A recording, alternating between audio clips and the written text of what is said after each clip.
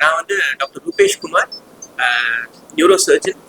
என்னோட team colleagues doctor Arulvelan neuro anaesthesia, doctor Saranyan neuro surgeon, doctor Harish Chandra neuro surgeon, and Srikanth தலைமை இயக்குனர் மருத்துவ ஹாஸ்பிட்டலோடது.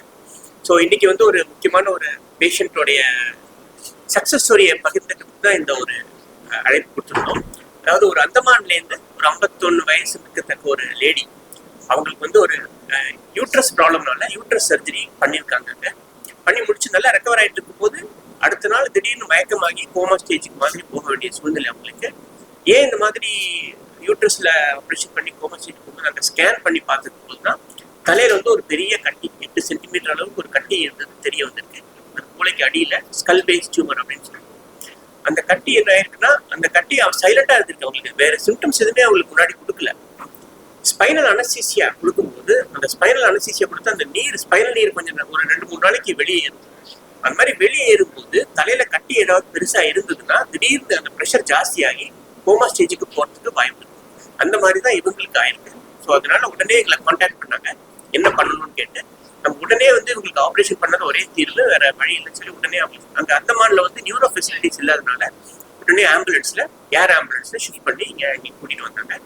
இங்க மயக்க நிலையில தான் இருந்தாங்க. வந்து நாங்கள் உடனே பார்த்து எம்ஆர்ஐ ஸ்கேன் பண்ணி அந்த எந்த கட்டி எந்த லொகேஷன்ல இருக்கு, அது சுற்றி உள்ள நரம்புகள் என்னென்ன இருக்கு, எப்படி இதை பாதுகாப்பா எடுக்கலாம்னு ரொம்ப டைம் கொடுக்கல எங்களுக்கு. ஏன்னா பேஷண்டோட கண்டிஷன் அந்த மாதிரி. ஸோ எவ்வளோ சீக்கிரம் பிளான் பண்ண முடியுமோ பிளான் பண்ணி அடுத்த நாளே நம்ம இந்த கட்டி மூளை வீக்கத்தை குறைக்கிறதுக்கு மருந்துகள் ஸ்டார்ட் பண்ணி ஐசியூல அட்மிட் பண்ணி அன்னைக்கே ஆப்ரேஷன் பண்ணிட்டு வந்த உடனே ஆப்ரேஷன் வந்து அந்த ஸ்கல் பேஸ் சர்ஜரின்னு சொல்லுவோம். அது கொஞ்சம் காம்ப்ளெக்ஸான ஒரு சர்ஜரி. ஏன்னா மூளைக்கு அடியில எல்லா ரத்த குழாயும் நரம்பும் அந்த மூளைக்கு அடியில வழியா தான் போகும். யூஸ்வலாவே இந்த மாதிரி ஒரு சர்ஜரியே காம்ப்ளெக்ஸ் தான், ரொம்ப பிளான் பண்ணி தான் அந்த மாதிரி சர்ஜரி பிளான் பண்ணுவோம். ஆனா இவங்களுக்கு வந்து ஒரு இக்கட்டான சூழ்நிலை, எமர்ஜென்சியா பண்ணக்கூடிய ஒரு சூழ்நிலை இருந்தாலும் அந்த எம்ஆர்ஐ ஸ்கேன்ல சில விவரங்கள் தெரிஞ்சதுனால உடனே ப்ரொசீட் பண்ணி அந்த கட்டியை நல்லபடியாக ஆப்ரேஷன் பண்ணி எடுத்துட்டோம்.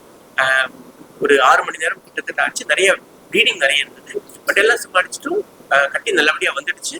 அவங்களும் கொஞ்சமா நல்லா ரெக்கவர் ஆயிட்டாங்க. ஸோ இப்போ இன்னைக்கு 8வது நாள் இன்னைக்கு தான் வந்திருக்காங்க. பேஷண்ட் இருக்கும், நல்லா இருக்காங்க. She is completely recovered. இன்னைக்கு ஸ்டிச்சஸ்லாம் எடுக்க போறோம். எடுத்துட்டு 1-2 நாள்ல இங்க தங்கி இருந்துட்டு அவங்க ஊருக்கு அந்தமானுக்கு போறதுக்கான ஏற்பாடு பண்ணிட்டு இருக்கோம். கட்டி ரிப்போர்ட்டும் வந்திருக்குது, நல்ல கட்டி தான். இது வந்து ஒரு கிரேட் 1. ஸோ இப்போ ஃபர்தரா அவங்களுக்கு தெரப்பி தேவைப்படாது, ஏன்னா கட்டி ஆப்ரேஷன் பண்ணி ஃபுல்லா எடுத்துட்டோம். ஏன் இந்த மாதிரி ஒரு கட்டி வந்து சைலண்டா எப்படி வளர்ந்துருக்குங்கிறது சிலவங்களுக்கு வரலாம். யூஸ்வலா இந்த மாதிரி கட்டி வந்து தலைவலியாலையோ இல்ல கண் பார்வை வந்ததுனாலையோ இல்ல ஒரு ஃபிட்ஸ் மாதிரியோ தான் வந்து ஹாஸ்பிட்டல்ல ப்ரெசென்ட் பண்ணுவாங்க.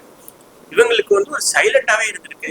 இந்த ஸ்பைனல் வந்ததுக்கு அப்புறம் தான், கோமா போனதுக்கு அப்புறம் தான் அந்த கட்டி இப்படி இருக்கிற விஷயமே தெரிய வந்து. இது ரொம்ப ரேர் இந்த மாதிரி ப்ரெசன்டேஷன்.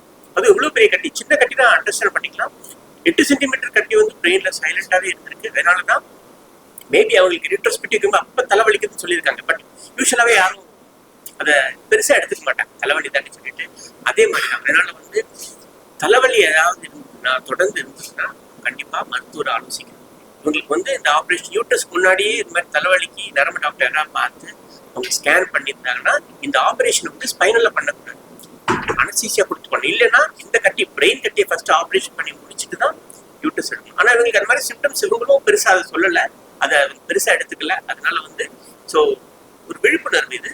ஏன்னா இந்த மாதிரி பெரிய கட்டி இருக்கும்போது நம்ம ஸ்கேன் பண்ணாம வேறதுக்காக ஸ்பைனல் கொடுத்துட்டோம், அவங்க அன்கான்சியஸா போய் கோமா ஸ்டேஜ். இவங்க லக்கிலி உயிர் பழிச்சுட்டாங்க. She is completely normal.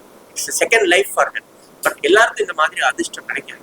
நிறைய நேரங்கள்ல அதுவும் ஒரு தீவுல இருக்காங்க அவங்க, அந்த மாதிரி தீவுல ஃபெசிலிட்டிஸ் இல்லாத இடத்துல இந்த மாதிரி ஆயிடுச்சுன்னா நிறைய பேர் வந்து உயிருக்கே ஆபத்து. ஸோ ஜஸ்ட் ஒரு 6 ஹவர்ஸ் கழிச்சோ 12 ஹவர்ஸ் கழிச்சோ வந்திருந்தா கூட இதோட அப்படின்னு லைஃப் த்ரெட்டனிங். இந்த மாதிரி அவங்க டிஸ்சார்ஜ் பண்ணி நார்மலா வீட்டுக்கு போகக்கூடிய சூழ்நிலை வந்துருக்கு. ஸோ அதனால வந்து டைம் எதிர்த்து இந்த மாதிரி ஒரு எமர்ஜென்சி சுச்சுவேஷன்ல எவ்வளவு சீக்கிரமா நம்ம ஆக்ட் பண்ணி அந்த டியூமர் எடுத்து அந்த ப்ரெஷர் குறைக்கிறோமோ இந்த அவுட்கம் ரிகவரி வந்து ரொம்ப நல்லா இருக்கும். ஸோ அதுக்கான